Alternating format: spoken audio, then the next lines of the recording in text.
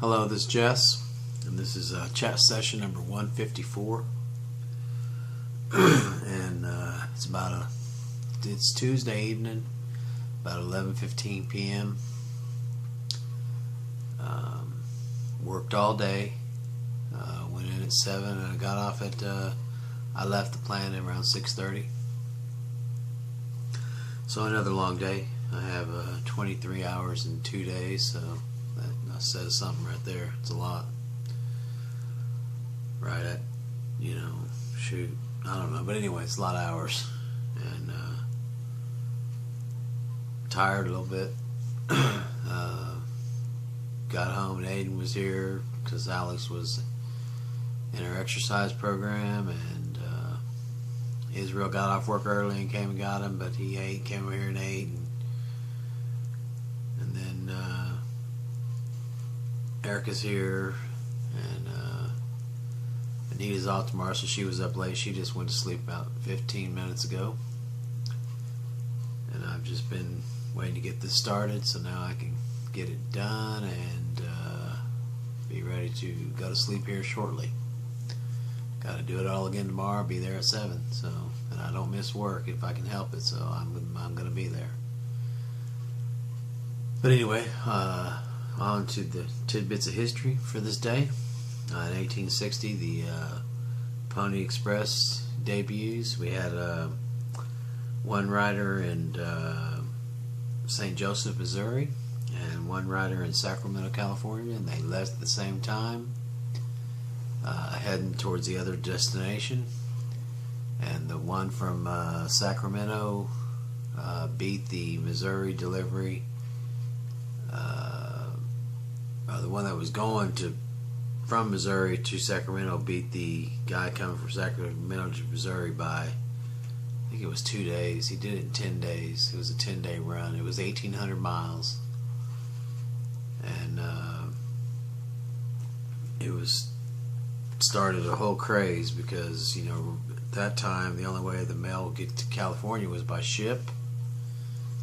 And that took months, or by a new kind of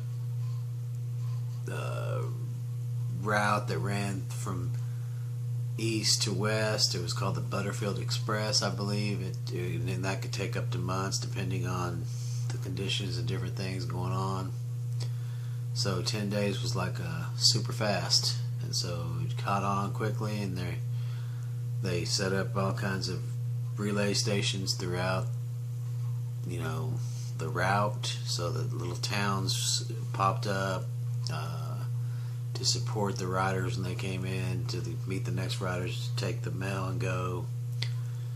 It was short-lived because it ceased to exist as soon as the transcontinental telegraph line was linked up in 1861. So it had a short life, but it had a great impact on the possibilities and the things that were going on as far as the expansion west. And California was sitting out there as a state in 1850 with really no link to the rest of the United States at that time. So 10 days was fast, and like I said, as soon as telegraph went in, the Pony Express ceased to be in operation. Alright, well, that's tidbits of history. Now we're going to go right into bands that begin with the letter Z. I have only a few. Zebra, ZZ Top, Ziggy Stardust Band, Zephyr, and the Zealots. I don't know when it was. I don't know. Could have been months ago, but I just remember I ran across a cover band that David Bowie, and they called themselves the Ziggy Stardust Band. So that's where I got that from. Otherwise, I wouldn't have had that one.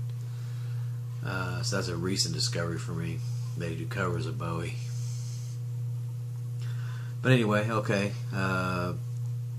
That's the bands that begin with the letter Z. Appreciate the input, Neil, on your knowledge of bands and stuff. And my son Scott put in some comments on one of the letters. I think it was W.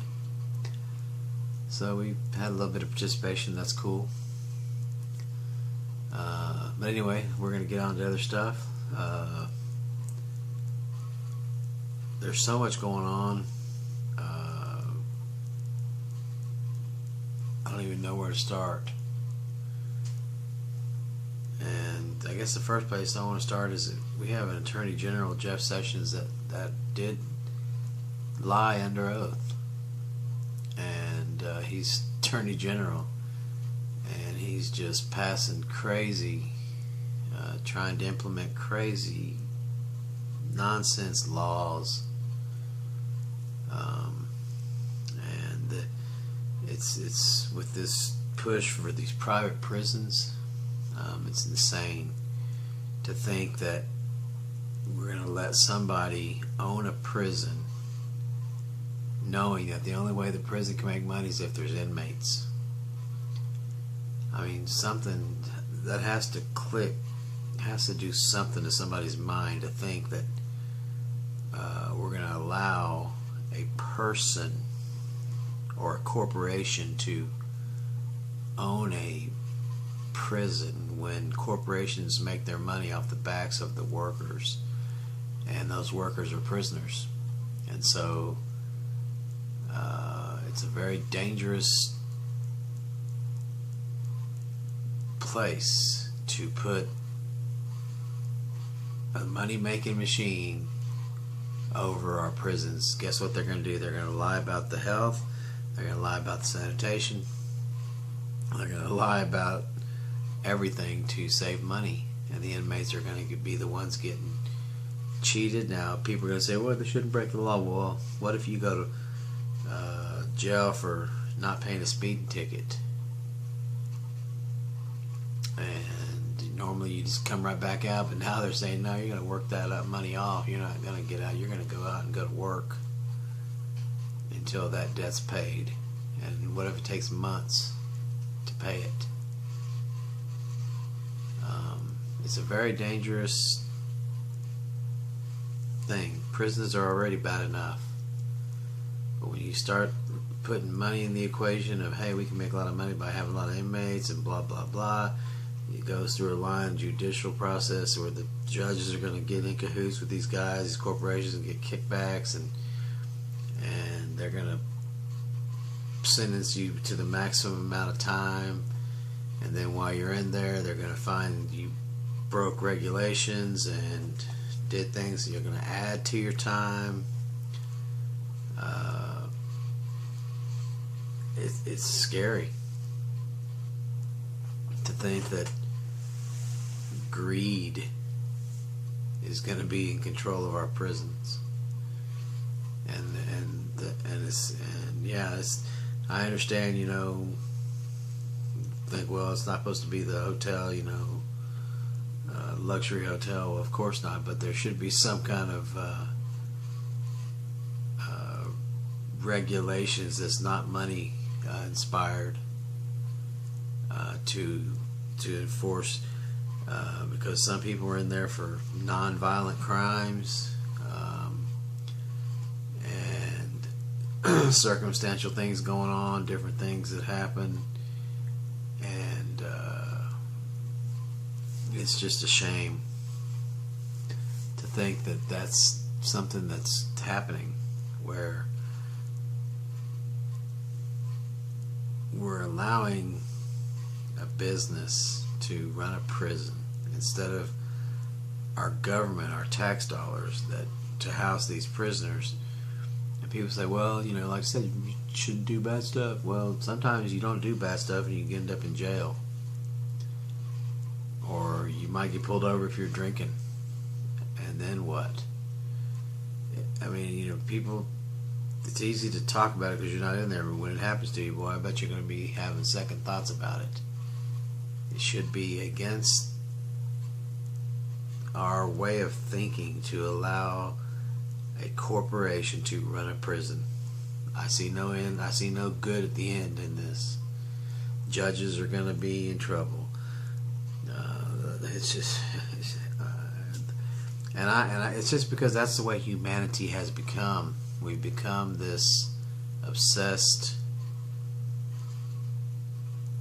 thing about having money, thinking that it brings us power and brings us all the stuff that we want, and it's very dangerous to put it into our prison system. I think that we have taxes that we put into a fund for the prisons,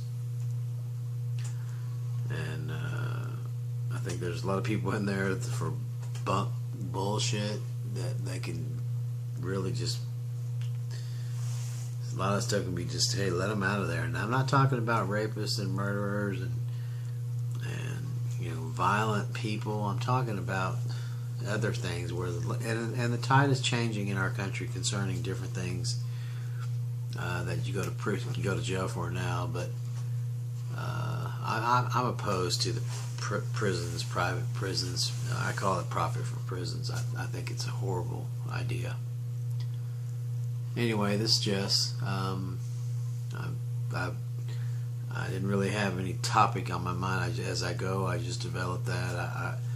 I've read a lot about it, and it's scary. I've read a lot about private prisons and the ideas that come with it, and the chances for human error through acts of greed and stuff, and the dangers, the non-compliance of the health issues for one, the treatment of the people that are in there another, and the food and the sanitation another. I mean, it's just amazing how they'll cut corners to save $1.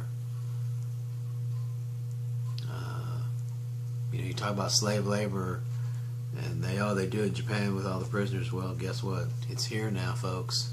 And they're talking about you're going to be out there doing work for who knows what. All these people making all this money off of you while you're working, making nothing, paying off a debt. This is Jess. Be truthful, be happy, and let's look out for each other, okay? It's like I said, it's Tuesday evening. I'm going to get ready to go to bed here in a minute. Have a great Tuesday evening, and hopefully see you soon again. Bye.